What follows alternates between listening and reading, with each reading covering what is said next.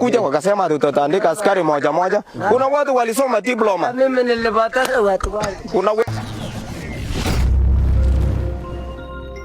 Welcome guys, yet to another episode ya Kafogo TV. Kumbuka this is one of the most epic shows zenye tunawaletea moja kwa moja kutoka ndani ya nyumba. Unajua Christmas zote na kuanga tofauti sana. Yeah. Na as much as Wakenya tunajifanyanga tumekuwa ati millennials, tumegrow up, tunasema Christmas hata mimi sijali about Christmas. Deep down watu wengi wanataka kununulia nguo mpya ya Christmas. Watu wengi wanataka kwenda photoshoot na walienda.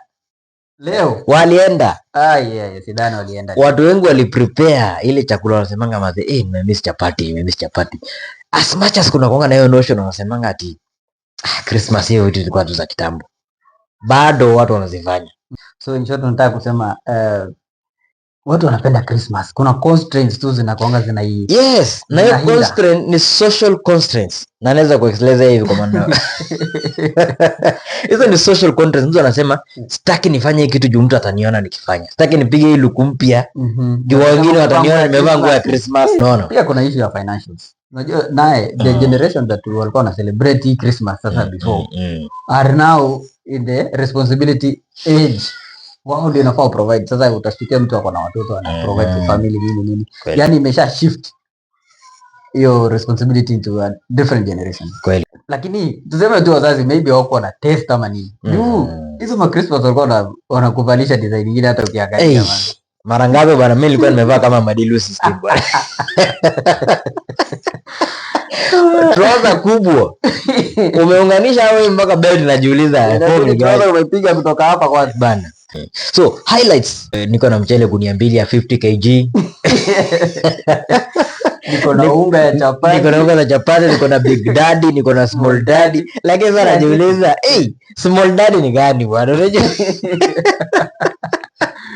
Unasikia sufuria mrenda sasa hivi inafaa ionekane Februari huko. Ule mama akusema vizuri. Anasema design hata sufuria mrenda iko huko mbali. Hebu acha tusikie huko mzee anasema ati na mchele karibu gunia 2 za 50 kg, niko na unga za chapati, niko na Big Daddy, niko na Small Daddy, niko na biscuits, sijui niseme nini.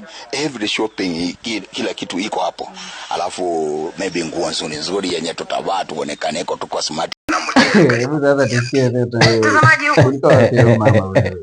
kuanzia leo ni nyama, kuku, mapochopocho, mchele, chapati, ndengu, vitu tamu. Lakini sufuria ya mnaenda leo tumeweka kando. Ukitembea from house to house, hakuna.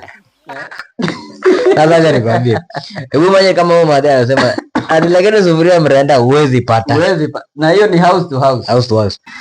Sio ule jamaa ule mlevi ule mwenye amechapwa kofi huko Baringo.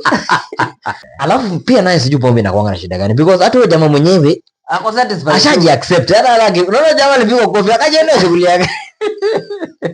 Hala wasiwasi ati wote umediscriminate nini? Ingekuwa ni wewe unaenda hapo unajaribu kuraise kitu alafu msha kupiga kofi. Ingekuwa sio inakuwa kesi. Yule jamaa ana shida. Na hata yule jamaa mwenye amempiga kofi huyu. Ule jamaa mwenye amepigwa kofi ndiye atakuja ku apologize yeye jamaa. Anaambia pole nilikusumbua. Kumbe kwa interview bwana. Pole nilikusumbua kabisa sasa. Naweza pata 30. Kuna mtu alikuwa anasema but at least alimaliza statement yake basi. Naye kweli. Lakini naye conversation ya Kenya ni hatari. Kuna mzee pia amesema huyo jamaa asipochunga pia atapotea kama wenye walipoteza watu yake. Wakasema tutaandika askari moja moja. Kuna watu walisoma diploma. Mimi nilipata watu wale. Kuna wengine walisoma diploma. Serikali tu walikuja wakasema tutaandika askari moja moja. Kuna watu walisoma diploma. Mimi nilipata watu wale. Kuna wengine walisoma diploma. Hivi ujue.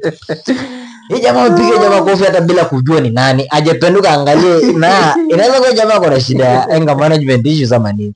Kwa hiyo yeye ana focus kwa kamera. Anaujiwa. Una interfere na sasa anamleta amekuja leo hata toka hapa.